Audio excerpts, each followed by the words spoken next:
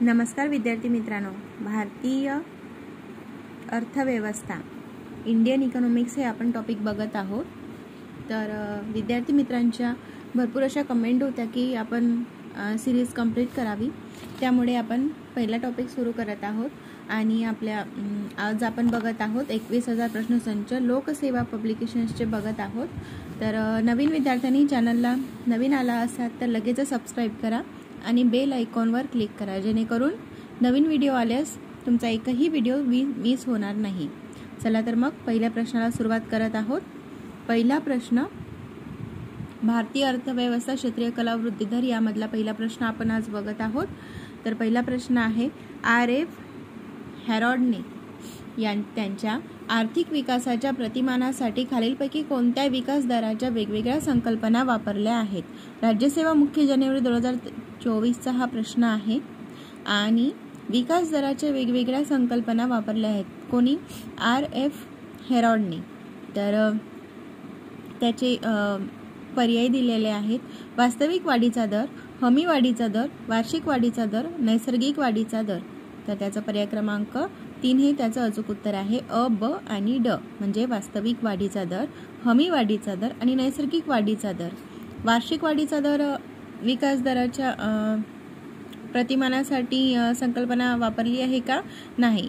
तर वार्षिक वाढीचा दर ही संकल्पना नाही वापरली आहे। तर वास्तविक वाढीचा दर, हमी वाढीचा दर आणि नैसर्गिक वाढीचा दर हे 3 प्रतिमांसाठी संकल्पना वापरलेल्या आहेत कोणी? R.F. हेरॉल्डने। चला तर प्रश्न क्रमांक 2 बघत आहोत। खालील विधाने विचारात घ्या। राज्यसेवा मुख्य जानेवारी 2024 हा प्रश्न आहे। अ दिलेला आहे, सायमन कुझनेट्सच्या इन्व्हर्टेड यू गृहीतकानुसार उत्पन्नातील असमानता प्रथम वाढते आणि नंतर एक देश जसजसा विकसित होतो तसे तसे कमी होते। ब, सायमन कुझनेट्स यांनी नमूद केले की 1913 ते 1948 दरम्यान USA मध्ये समानतेत लक्षणीय घट झाली आहे। तर वरीलपैकी कोणते विधान चूक आहेत ते आपल्याला विचारलेले आहेत। तर कोणते विधान चूक आहे?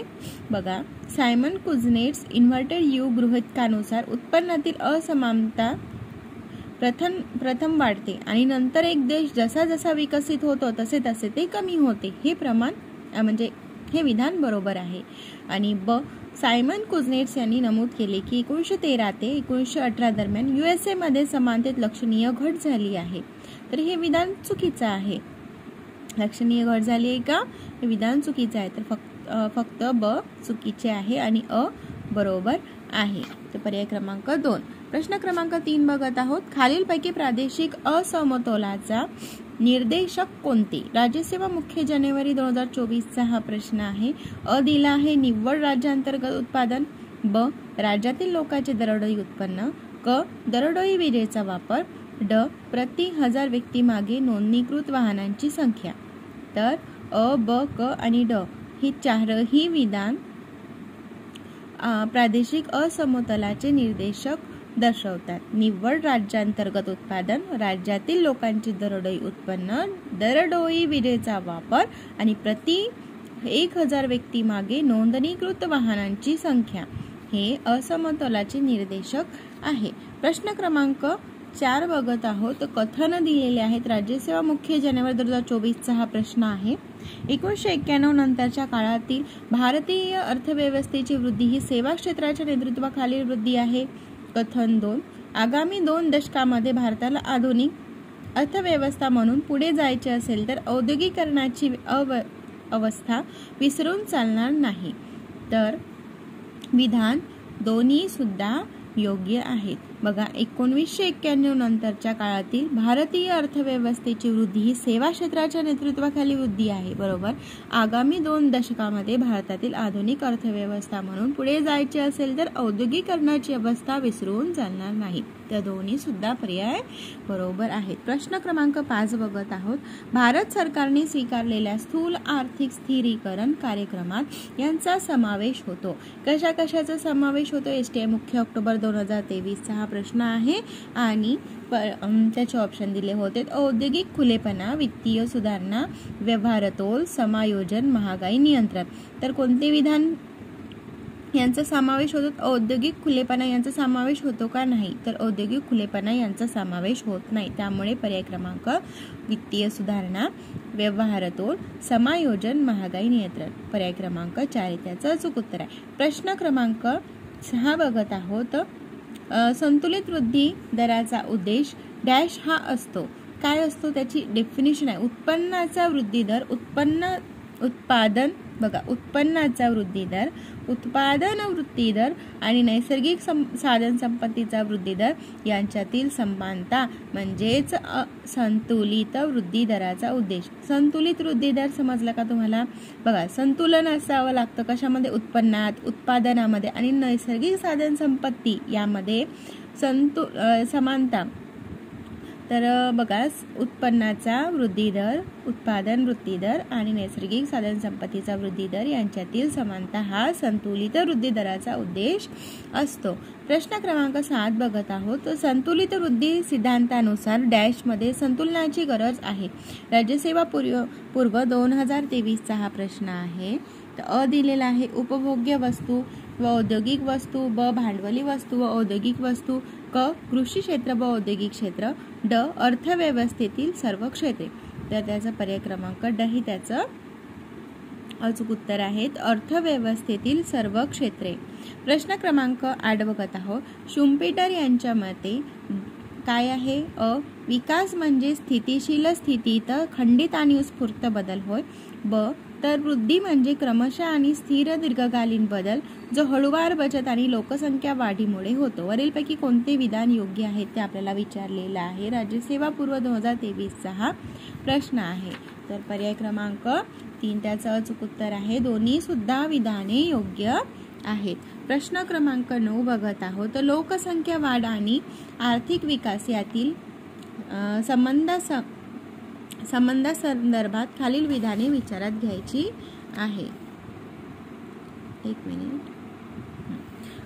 तर विधाने विचारात घ्यायचे. अ दिलेला आहे लोकसंख्या वाढ ही भूमिश्रम प्रमाणामध्ये घट घडवून आर्थिक विकासास खीळ घालते. ब लोकसंख्या वाढ तिच्या भांडवल निर्मितीवरील प्रतिकूल परिणामामुळे आर्थिक विकासास चालना देते. वरीलपैकी कोणती विधाने बरोबर आहेत?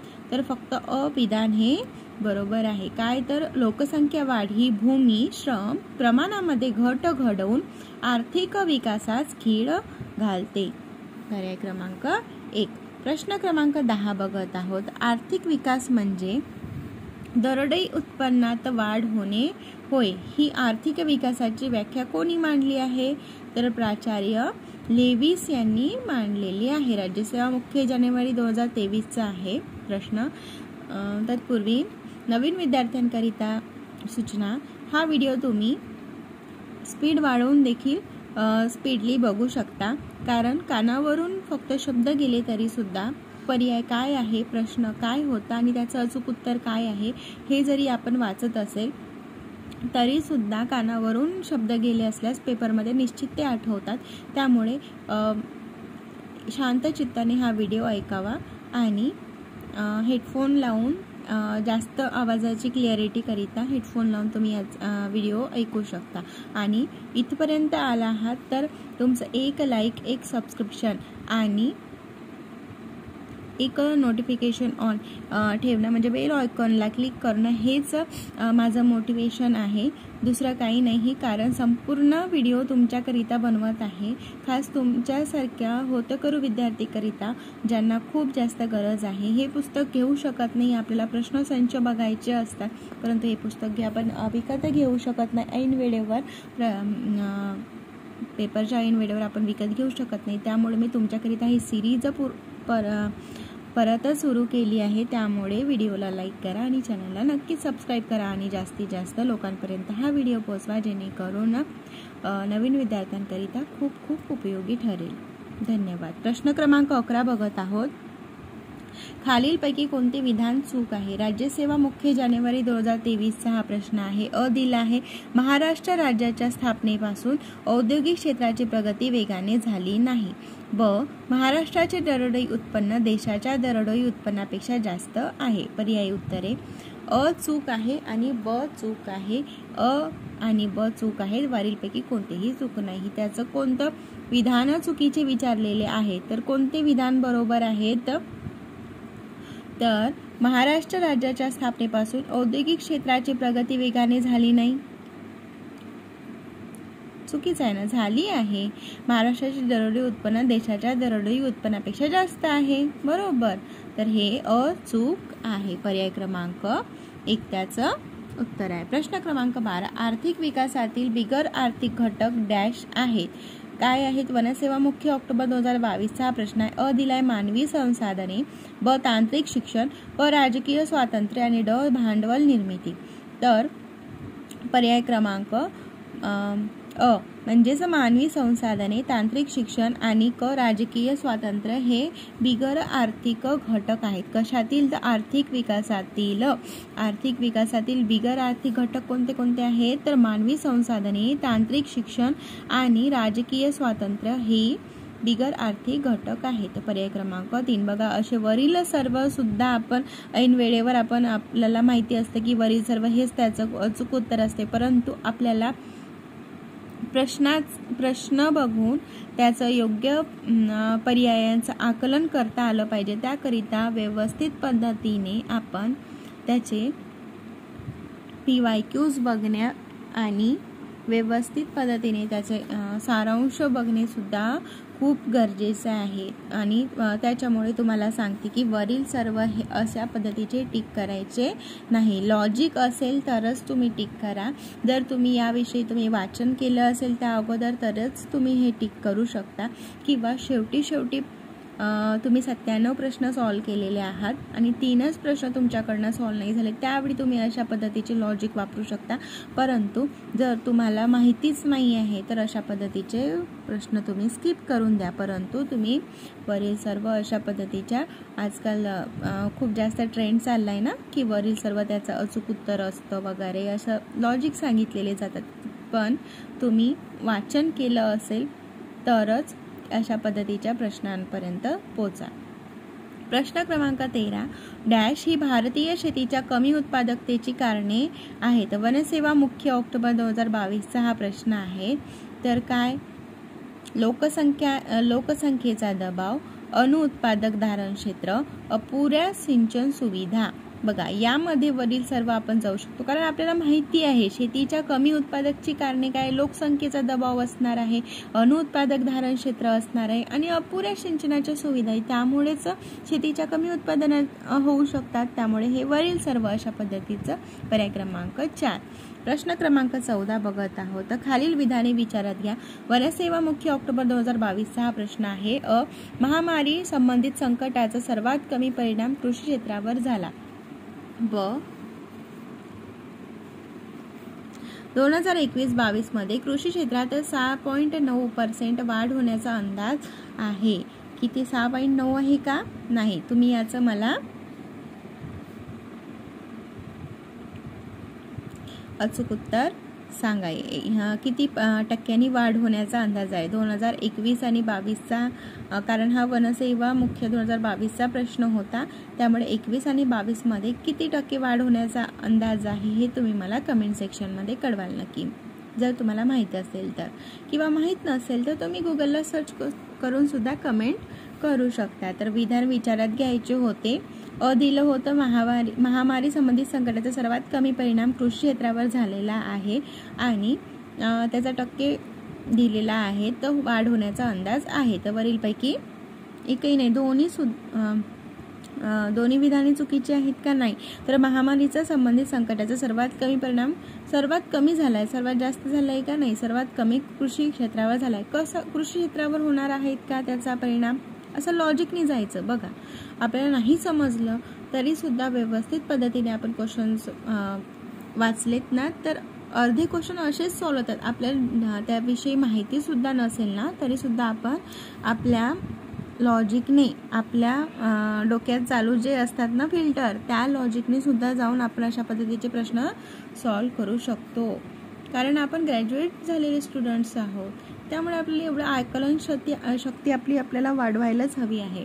प्रश्न क्रमांक 15, खालील विधाने विचारात घ्या. ASO मेन्स ऑक्टोबर 2022 हा प्रश्न आहे. अ दिलाय, सेवा क्षेत्रातील उत्पादनाच्या तुलनेत रोजगारातील वाढ कमी दराने झाली आहे.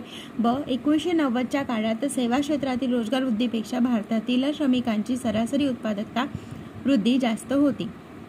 खालीलपैकी कोणती विधाने बरोबर आहेत? तर कोणती विधाने बरोबर आहेत? पर्याय क्रमांक अ आणि ब दोन्ही सुद्धा विधाने बरोबर आहेत. कारण सेवा क्षेत्रातील उत्पन्नाच्या तुलनेत रोजगारातील वाढ कमी दराने झाली आहे आणि 1990च्या काळात सेवा क्षेत्रातील रोजगार वृद्धीपेक्षा भारतातील श्रमिकांची सरासरी उत्पादकता वृद्धी जास्त होती. बरोबर, दोन्ही सुद्धा विधाने बरोबर आहेत. प्रश्न क्रमांक 16, नियोजनाच्या नंतरच्या टप्प्यामध्ये 1981 ते 2012 सरासरी स्थूल देशांतर्गत उत्पादन वाढीचा GDP दर टक्के एवढा होता. बघा, 1981 ते 2012 1981 ते 2012 सरासरी स्थूल देशांतर्गत उत्पन्न वाढीचा GDP किती होता त्यावेळी? 5.9% इतका होता GDP दर. कारण त्यावेळीचा प्रश्न बघा 1981 2022ला विचारला बरा प्रश्न, पण विचारला कधीचा? तर 1981 2012चा विचारलेला आहे. त्यामुळे अशा पद्धतीचे प्रश्न परत रिपीट होऊ शकतात. त्यामुळे अशा पद्धतीचे व्यवस्थित प्रश्न बघणं गरजेचं आहे. प्रश्न क्रमांक 17, 2004-2005च्या किमतीनुसार 2010-11 मध्ये निव्वळ घरगुती उत्पादनात तृतीयक क्षेत्राचा वाटा डॅश इतका होता. STMS ऑक्टोबर 2022चा हा प्रश्न आहे आणि किती टक्के होता? तर 60.3% एवढा होता. प्रश्न क्रमांक 18, अर्थव्यवस्था विकसित होत असताना देशाची व्यावसायिक रचना साधारणपणे खालीलपैकी कोणत्या क्षेत्राच्या बाजूने बदलते?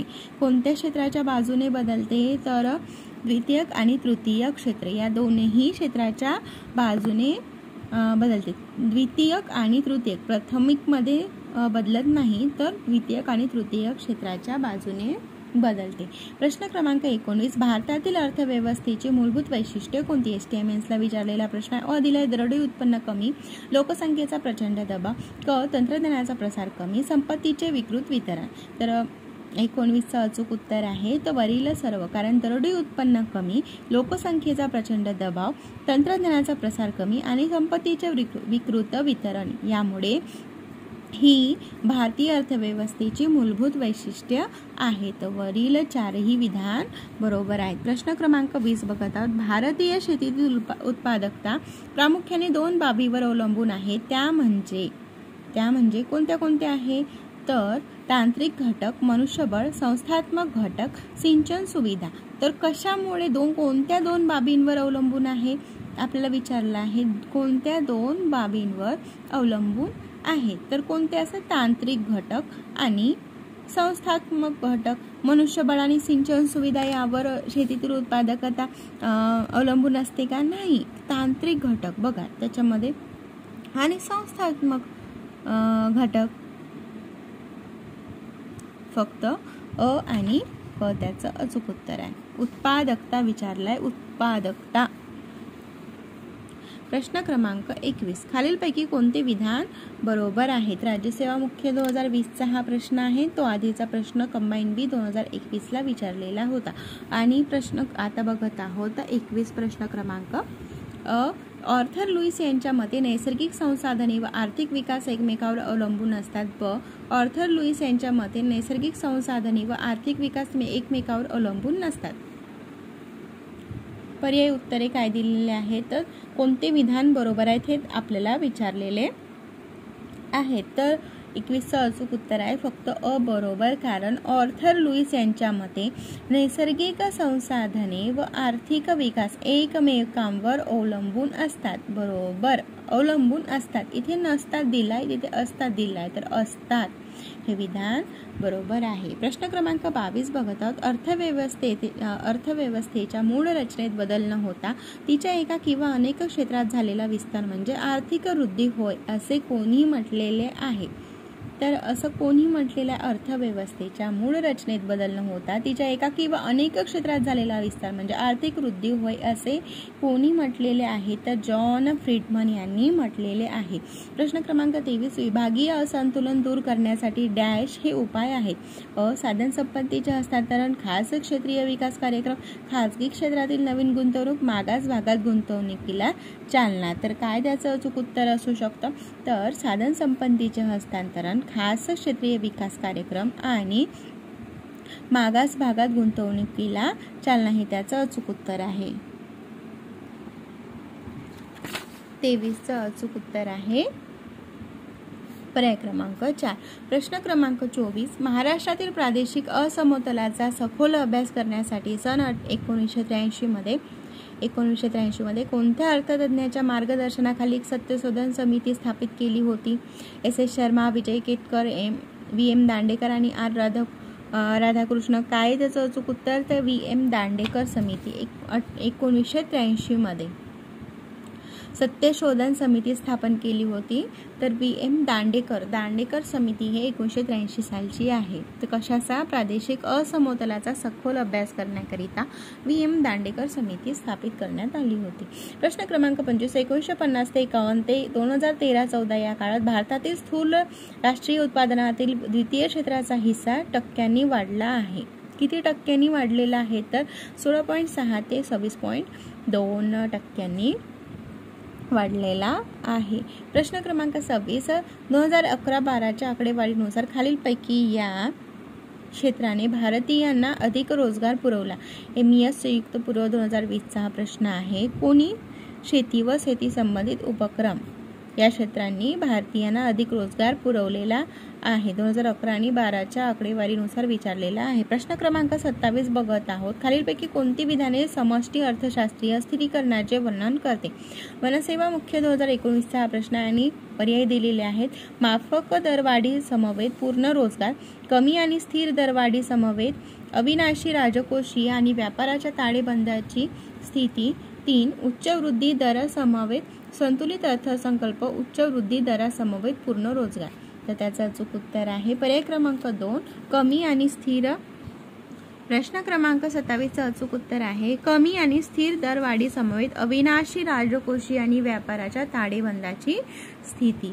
प्रश्न क्रमांक 28 बघतात. भारतात बचतीचा सर्वात महत्त्वाचा स्रोत खालीलपैकी कोणता विचारलेला आहे? 1 दिलाय खाजगी कॉर्पोरेट बचत, 2 सरकारी बचत, 3 घरगुती बचत आणि 4 परदेशी नागरिकांकडून होणारी बचत.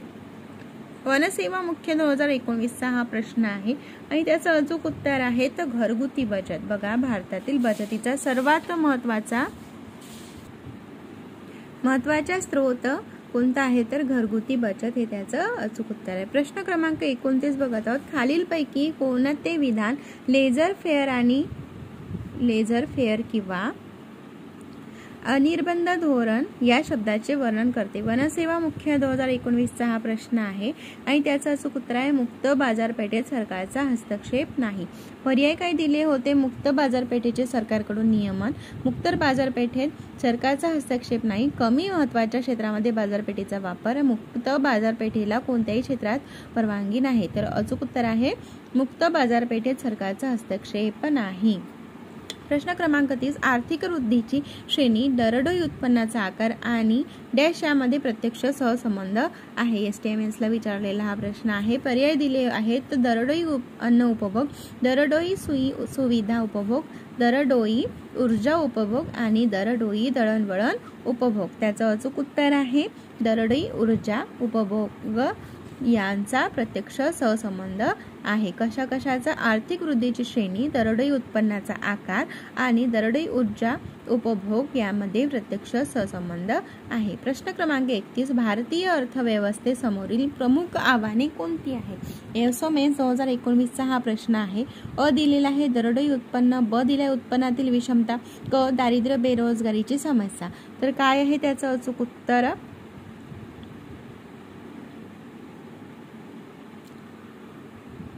अर्थव्यवस्थेतील समोरील मुख्य आव्हाने कोणती? अल्प दरडोई उत्पन्न बरोबर, उत्पन्नातील विषमता बरोबर, दारिद्र्य बरोबर, बेरोजगारीची समस्या. तर वरील चारही विधान बरोबर आहेत. प्रश्न क्रमांक 32 बघत आहोत. खालील विधाने विचारात घ्यायचे आहे. SOMS 2019चा हा प्रश्न आहे आणि दिलेला आहे. तर 1984 मध्ये महाराष्ट्र शासनाने प्रादेशिक असमतोलावर सत्यशोधक समिती नियुक्त केली.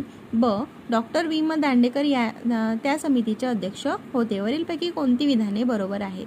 32चा पर्याय क्रमांक 3 अचूक उत्तर आहे, कारण आणि दोन्ही सुद्धा विधाने बरोबर आहे. 1984 मध्ये महाराष्ट्र शासनाने प्रादेशिक असमतोलवर सत्यशोधन समिती नियुक्त केली आणि त्याचे अध्यक्ष डॉक्टर V.M. दांडेकर होते. त्याचे अध्यक्ष कोण होते? V.M.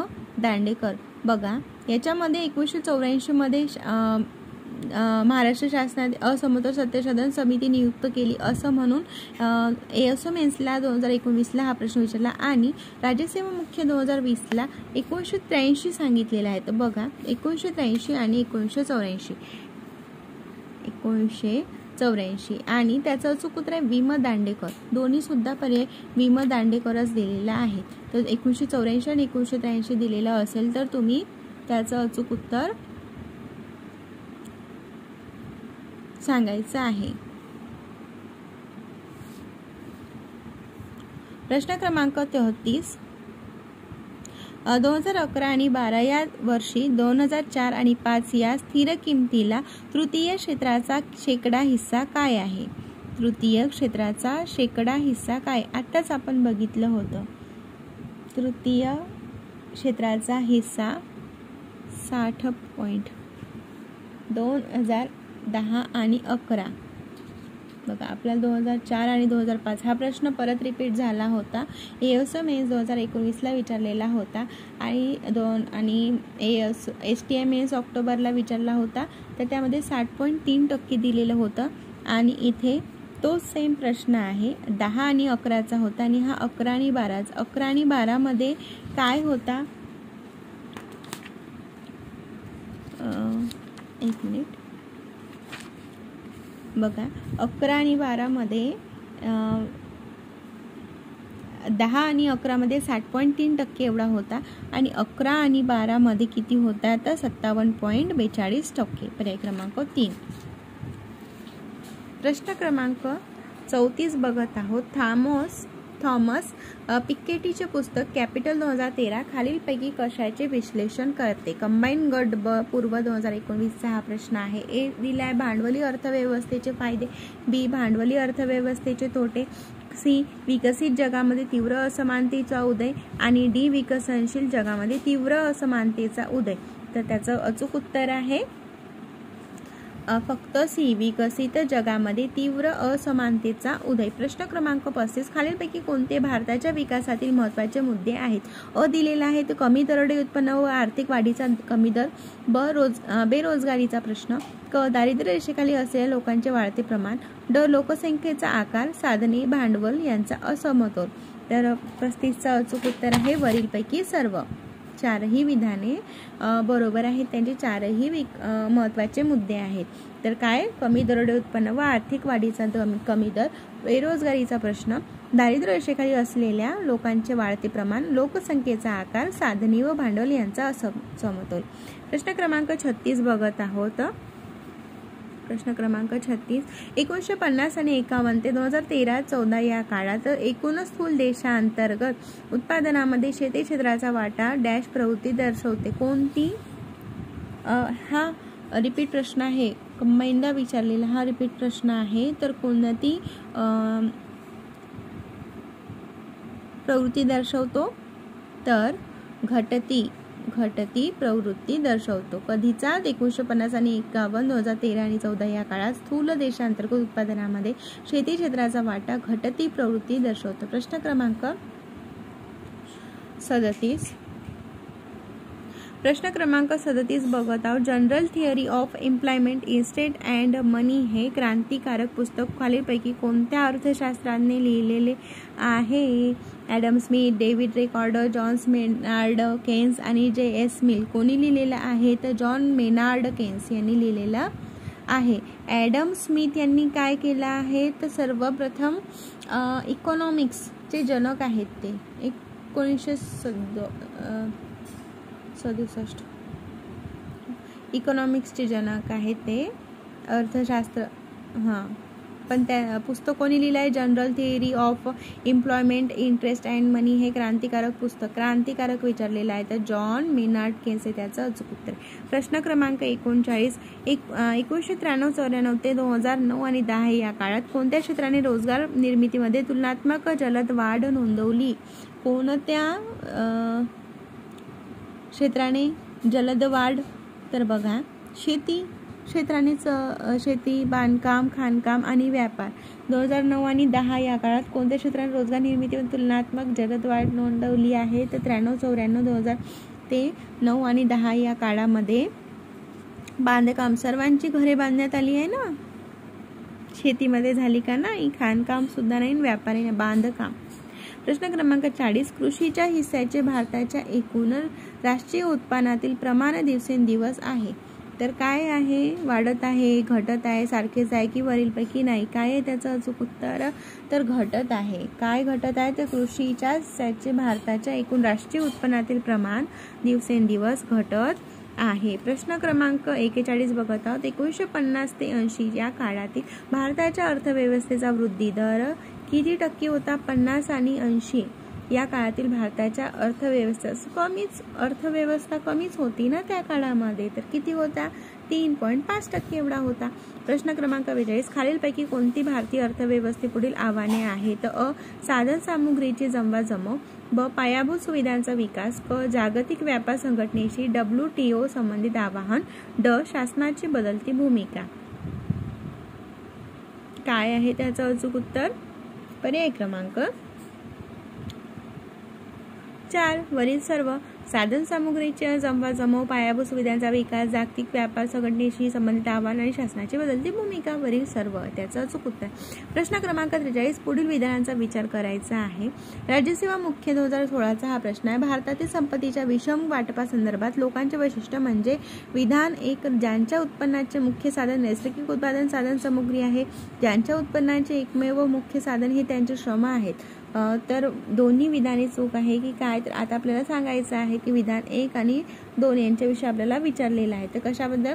भारतातील संपत्तीच्या विषम वाटपासंदर्भात लोकांचे वैशिष्ट्य म्हणजे काय आहे? दोन्ही विधाने बरोबर आहेत. प्रश्न क्रमांक 44 बघत आहोत. 2013 आणि 14 मध्ये देशांतर्गत उत्पादन सेवा क्षेत्राचा हिस्सा इतका टक्के होता. आत्ताच आपण बघितले 2013 आणि 14 14चं विचारलेलं आहे आपल्याला. बघा, असे टक्केवारी विचारतात, त्यामुळे आपल्याला अशा पद्धतीचे प्रश्न सुद्धा माहिती असायला हवे. तर काय आहे त्याचं अचूक उत्तर? किती होता? 60% दिला होता 2013. इथे 2011 आणि 12 मध्ये 60.3% होता. 2011 आणि 12चा 57.42% इतका होता. आणि 2013 आणि 14 उत्पादन सेवा क्षेत्राचा विचारलेला आहे.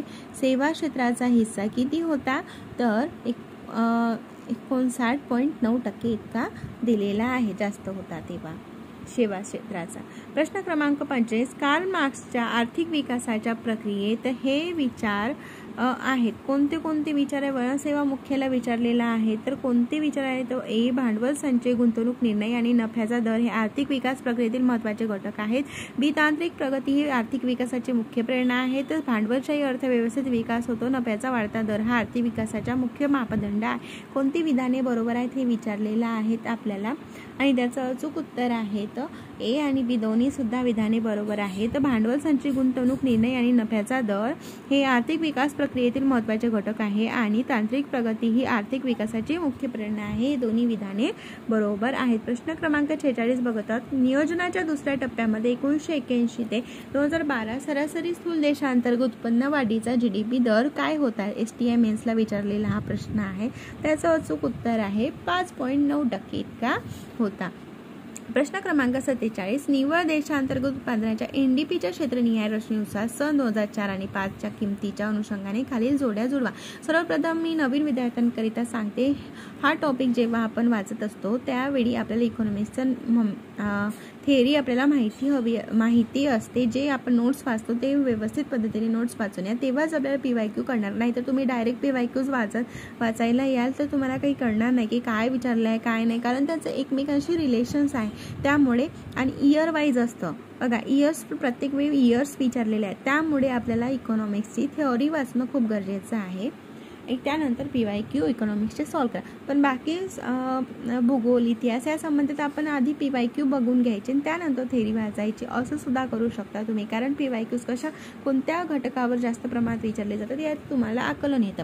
आणि इकॉनॉमिक्सच्या बाबतीत आपल्याला इकॉनॉमिक्सची थेअरी माहिती असणे खूप गरजेचं असते. त्यामुळे इकॉनॉमिक्सचा अभ्यास व्यवस्थित करून या. आपण एक एक टॉपिक व्यवस्थित सविस्तर पद्धतीने बघत आहोत. प्रश्न तर त्याचं काय आहे, उद्योग क्षेत्र वाटा 2010 आणि 11 टक्केवारीत विचारलेला आहे. दिले आहे शेती, बांधकाम, व्यापार, हॉटेल्स आणि उपहारगृह, बँकिंग आणि विमा. 47 आहे त्याचं. 47 प्रश्न क्रमांक. NDPच्या क्षेत्रनिहाय रचनेनुसार सन 2004 आणि 2005च्या किमतीच्या 2004 आणि 5च्या किमतीच्या अनुषंगाने खालील जोड्या जोडवायच्या आहे आपल्याला. वाटा दिलाय 2010 आणि 11च्या टक्केवारीचा दिलेला आहे. 47चं अचूक उत्तर आहे. शेतीचं काय आहे 12.7, बांधकाम 8.3, हॉटेल्स, व्यापार आणि उपहारगृह जास्त असणार 18.2 आणि बँकिंग आणि विमा किती आहे, कमी होतो त्यावेळी 9.3. तर पर्याय क्रमांक 4 त्याचं अचूक उत्तर आहे. प्रश्न